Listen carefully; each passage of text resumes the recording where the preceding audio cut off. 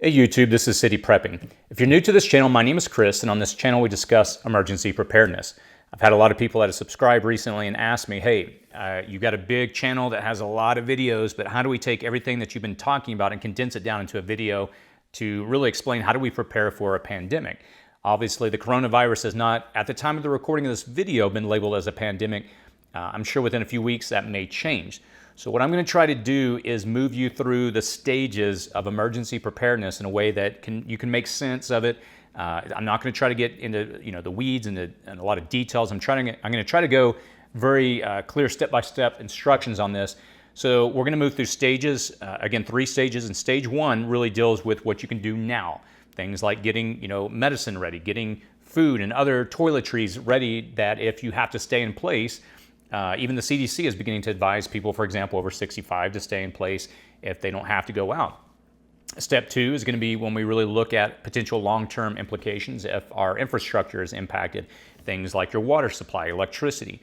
Stage 3 is a stage that I don't really like to talk about too much if I don't have to, but it is a reality that if things spiral out of control to the point where things like our law enforcement or other people that provide protection is out of the place and things get really tough, what does that mean for you if you have to take care of yourself and your family?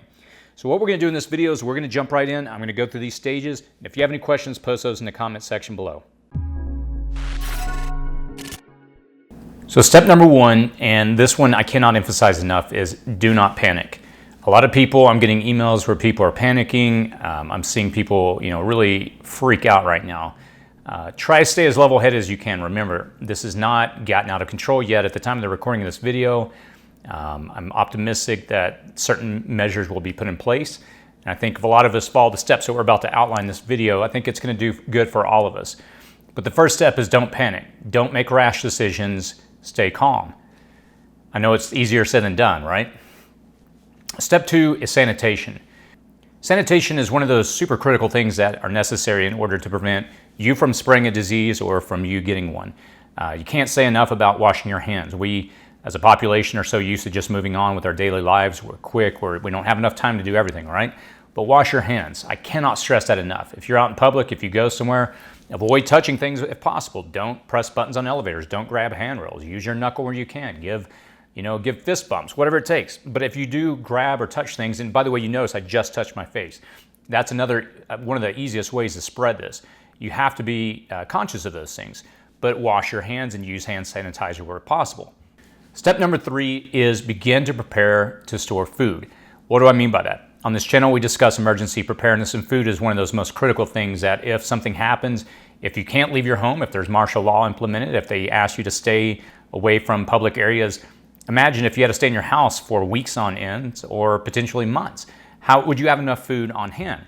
So whenever you look at food, there's 3 primary things that you have to consider when you look at what you're going to buy.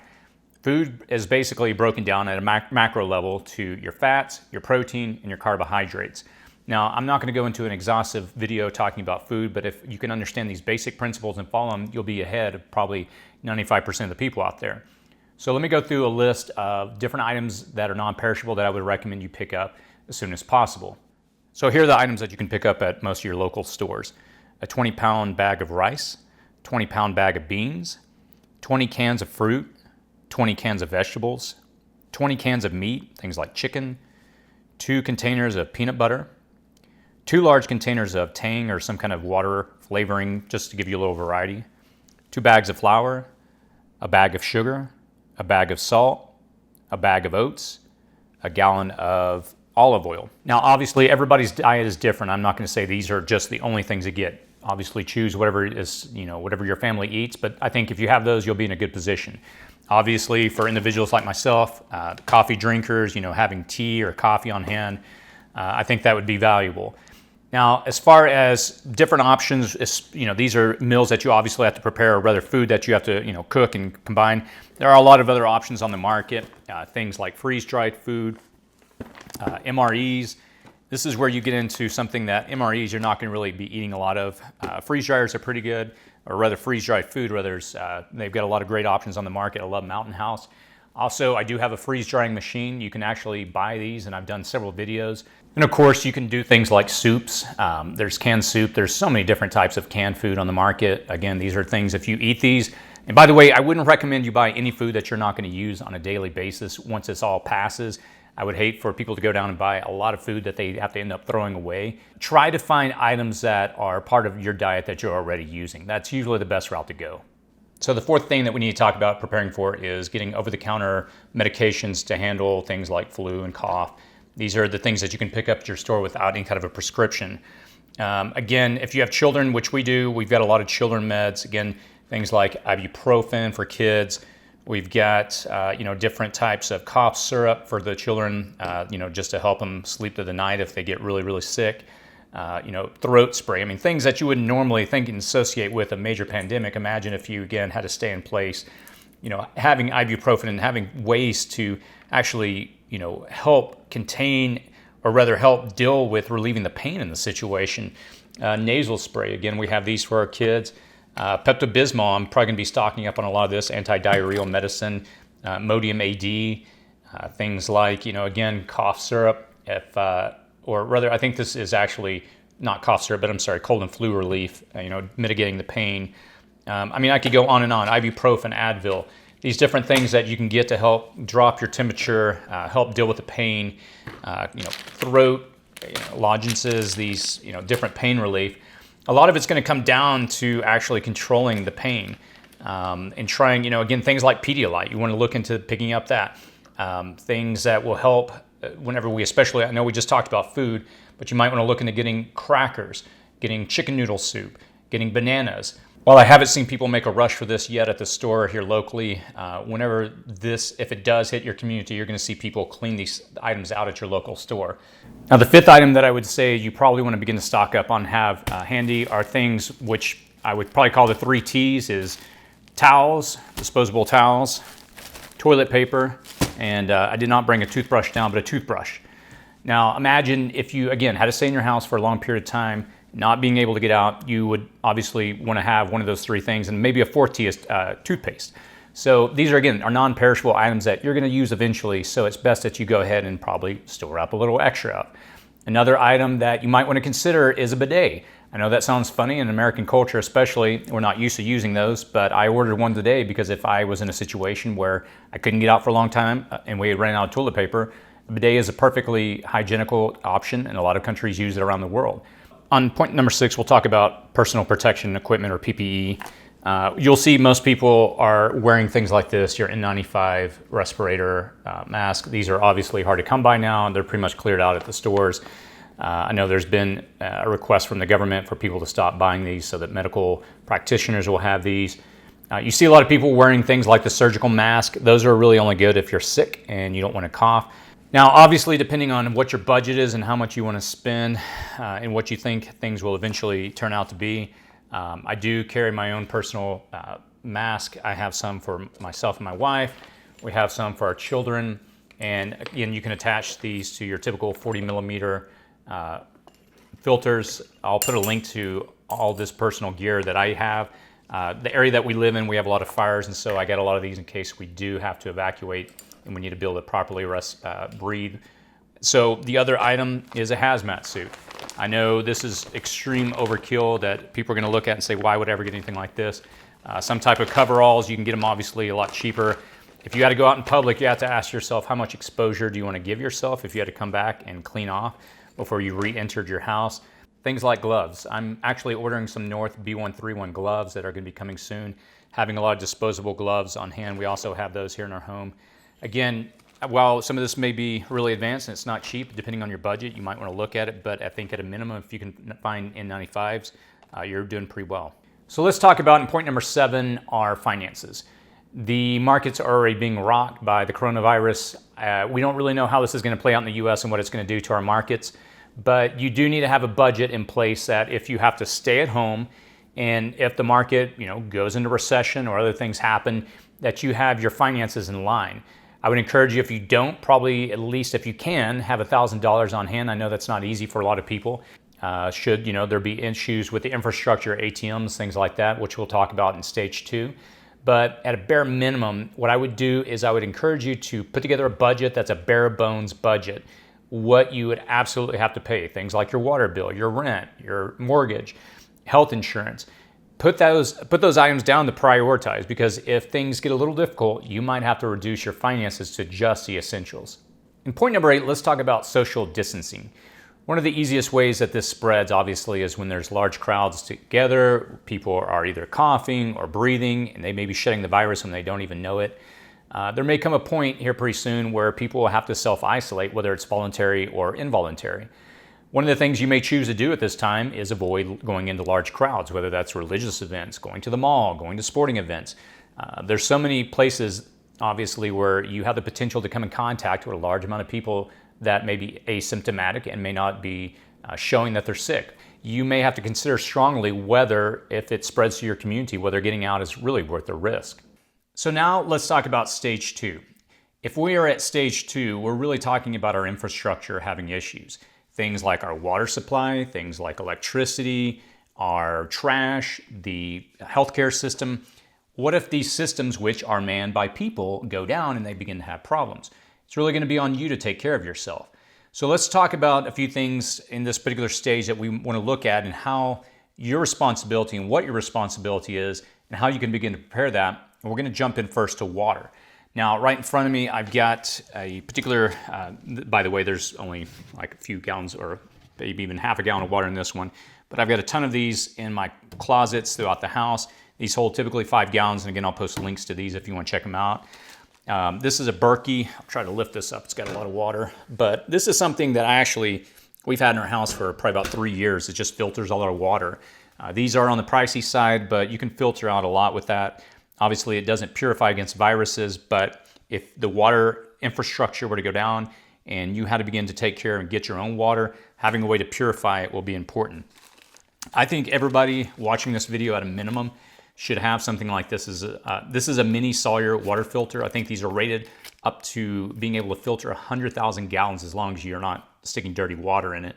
And by dirty, I mean a bunch of dirt and stuff like that, if you kind of pre-filter it. A gallon of water per person per day is a bare minimum, and that's not a lot, honestly. If you have 5 people in your house, well, that's 5 gallons of water that you want to store. If you're thinking about a month, which is 30 days, you're talking about 150 gallons. In my garage, I have probably about 12 55-gallon barrels of water. I tend to prepare and store up a lot of water because, again, water is going to be critical right behind food. Let's talk about point number 10, which is power production. If the infrastructure is in such a situation, again, that people aren't showing up to to work and power begins to be impacted, if you see rolling blackouts, that power plants aren't able to function, again, having the ability to produce your own power is going to be really important. Now, I've got several different kind of options that I show here, things that I've reviewed on the channel. Really, on this side, you've got gasoline products that produce power, and then on this side, you've got 4 different solar generators that I've reviewed. I'll post links again in the description section if you want to check these out. Now, really what it comes down to is this. Gas generators, they have their pros and cons. They're very noisy. They produce fumes. People know that you're going to be using it. But again, they produce power on demand. You can produce usually way more power with these. You can get a lot more watts out of them. You've got options over there that are portable. Something like this is not so portable.